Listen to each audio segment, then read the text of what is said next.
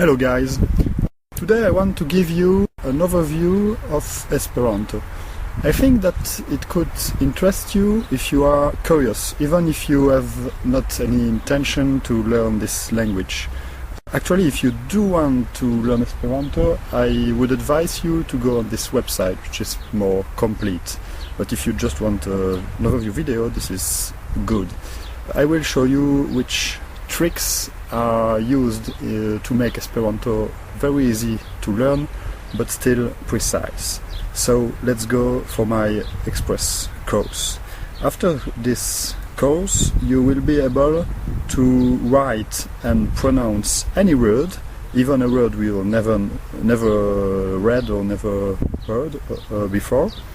You will be able to conjugate any verb with any subject at any tense, and you will be able to count from 1 until 999.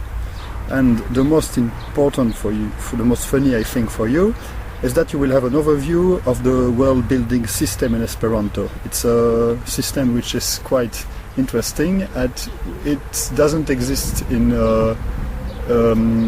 national languages. It exists, but it's not this way. You will see. And it's a system which allows you to create word from word you know. And let's go. First of all, I have to teach you the alphabet. I will say one word for each letter, and you just have to focus of how I pronounce it. Then we will go back to the words themselves, and I will explain some grammar inside the words, because actually there is grammar inside the word themselves in Esperanto. So focus on the sound of the letter. Watch each letter has always the same sound in every word. Amico, bella, pazzo, so the C is Z, cioccolato, diri, esti, facila, granda, mangi, so the J with hat is like the G in Jeep, mangi, horo, Liechtensteino, iri, yes, giornalo, cato, lando, mi, nocto, oro, patro, rapide, suno, sciafo, tago, urbo, aute, vera, zebro. Well, if English is your mother tongue, you will probably have troubles with the R, which is very different from yours. Don't worry, just say it the way you can, and you will be understood very well anyway. You remarked that we have letters with hat. They have to be considered as totally different letters from the other. It's not like in French, or the with a sign over it is a kind of it's actually 28 totally different letters. And you also remark that Q, W, X and Y don't exist in Esperanto. So now I will go back to the words, but first I want to add some colors. Well, so you see that I, for most of the word, put the last letter, which is actually a vowel, in red. More precisely, the nouns always finish with the O. The verbs always finish with the E in infinitive form, adjectives A, and for some adverbs it's A. It's for the adverbs which come from nouns. I will be clear after. So basically these words, which are something like 90% of the words in Esperanto, are built from a root and an ending, at least. It can be affixes as well. For the other words, they have specific rules, but I have to explain this in another course if you want me to do one, but it's a little bit more tricky. So I go back to the words and translate them. Amico, finished with the O, so it's a friend. Bella, adjective, beautiful. Pazzo, peace. Cioccolato, chocolate. Diri, say. Esti, to be. Facila, easy. Granda, big. Mangi, to eat. Horo, the hour. Liechtensteino, it's a country. iri is to go. Yes, it's like in English. So you see, for this one, it's not a noun, not an adjective, so it's a complete word. There is no root and ending. Giornalo is newspaper. Cato, a cat. Lando, country. Mia. So yes, this is a little bit more special. In the first page, I only put me, and me, it's an actual word. It means I. But if you add ne to me, you can do it, and it means, in this case, my. So you always can add a letter to roots, but not only, you can also add a letter when it makes sense in complete words like me. So me is I, and mia is my. Nocto, the night. Oro, gold. Patro, father. Rapide is quickly. Be careful, there is a E, so it's quickly. If I would have put rapida, it would mean quick as an adjective. And by the way, this is the goal of this ending of the word. You can go from a noun, you remove the O, you put the ending you want, and you automatically create the adjective, the verb, or the adverb without having to study it. And another goal of this is when you when you have to read a sentence, you directly find where is the verb, where is the subject, the adjective, so it makes the analysis easier, like in Latin. Suno, the sun. Shafo, so the shafo is a sheep. Tago, a day, from German. Urbo, a town. Aute, auto should be a car. Aute means by car. It's an adverb. It means something like by car. Vera, true, true. And zebra, I think it's a zebra, the animal. I think it's zebra in English. Yes, you probably, certainly even remark that I'm not English, and maybe you find where I come from. You can try to guess. Shouldn't be difficult. So, next lessons, the plural. To make the plural in Esperanto, it's easy, it's always with the J in the end. And the forms which take the plurals are only nouns and adjectives. You can add the plural anytime, provided that it makes sense. So I didn't put it to Liechtensteiner, not because it's a grammatical mistake, but because it doesn't make sense, simply. I didn't put it to the sun, but if you want to speak about several suns in some kind of specific cosmos, you feel free to do it. Now, this is an interesting part. I will tell you about prefixes. We actually have 13 prefixes in Esperanto, and I will show you one of them. This is the prefix mal. Mal always takes the contrary of the word which follow. It's not pejorative, it's only the contrary. So malamico will be an enemy, malbella will mean ugly, malfacila will mean difficult, malgranda small, and the other words you actually can guess them because you know what's the contrary of a word, you know. And you can put the prefixes, the suffixes, the ending, whatever, every time it makes sense. For example, for patro, I didn't put it because malpatro is not clearly defined. Some could think it's a guy who doesn't have child. Some maybe could think it's a child, or maybe a mother. So malpatro doesn't exist, and we have child, and we have mother which come from father, but not the same way, not with a mal. I will tell you just after. Prefix can also be treated as a root, like I did with the subject me.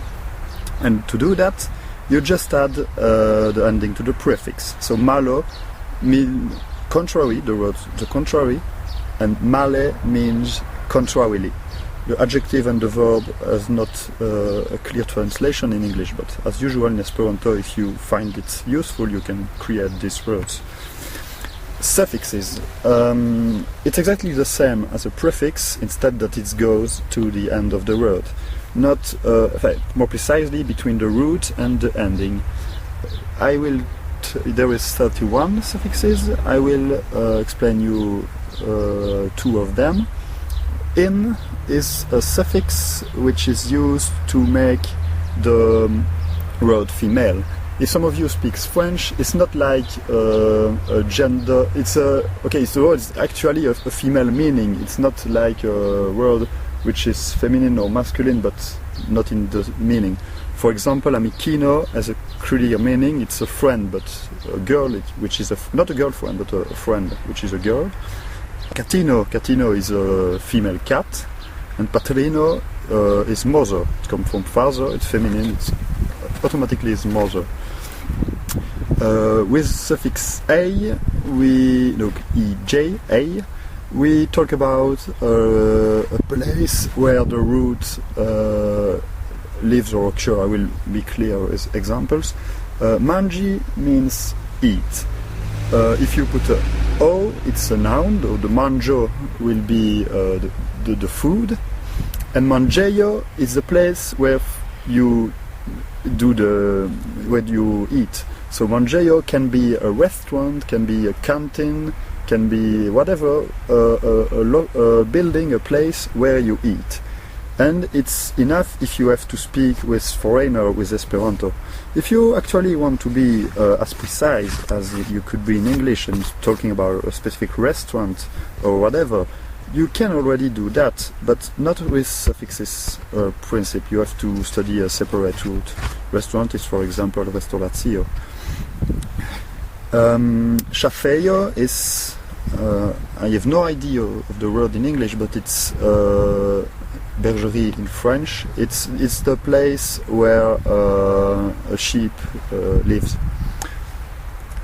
Well, and as before, you can create words from suffixes. Ino is gonna be female. Ina means female, but female as an adjective. And eio is a building or a room. What's next? Verbs. Interesting. So I saw you a verb before, even several verbs, and we will take one of them, which is the most used in Esperanto. It's esti. Esti means so to be, and we will go through the conjugate. We will conjugate it. It's very easy. We have past, it's always is, present as, future os, conditional form is us, and volitive form is u.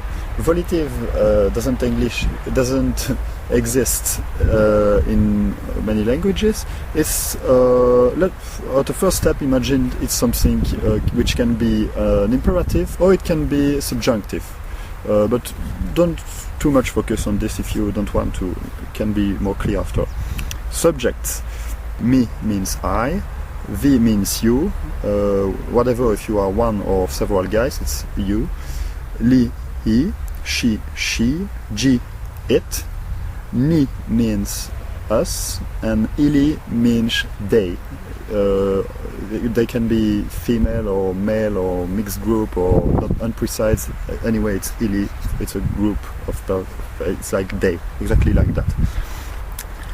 We also have oni, which means something like man or people, and we have si. Well, si is a little bit more tricky. It's reflective pronoun, but I will tell you. Don't focus on si for the moment.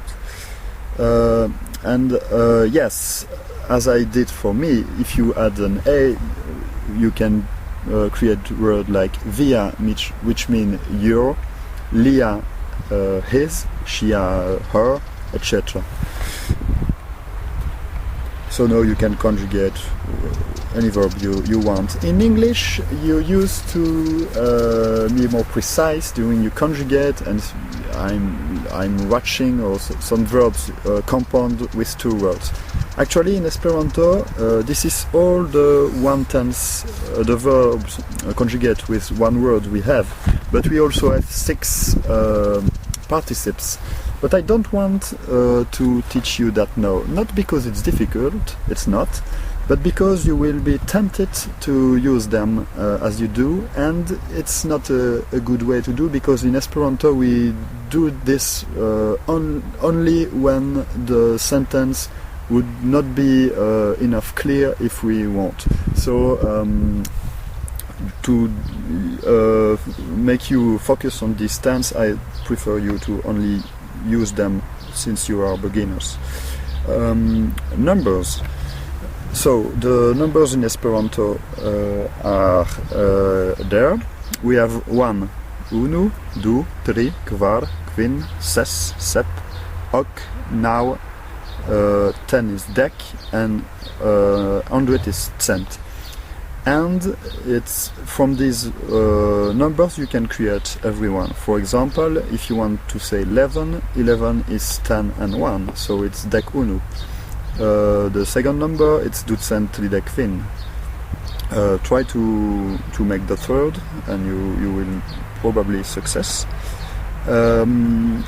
For the numbers, they are not noun or whatever, they just are roots, so they don't have an ending, but you can add an ending if you want to, and you will create, if you make an adjective from the words, so unua, you will create the word first, second it's dua, etc. And if you had put the I, unue, it will be first but as an adverb. So for example, I want first to do something, like not the adjective, the adverb. I think you get it. This is the end of my course. I hope you enjoyed it. I want you to put a comment. It would be very nice if you did that. And if you want me to do a second course, just let me know in comment. And if I see that some people are interested, I probably do one. Also, if you have questions about or the course itself, or about Esperanto, I don't know if you want to know about what you can do with Esperanto or whatever. Any question, feel free to ask. I will reply in comment, and if I get interesting questions, maybe I will do a reply video or give some links. Depends. So thank you for watching, and I hope you enjoy it. Bye bye.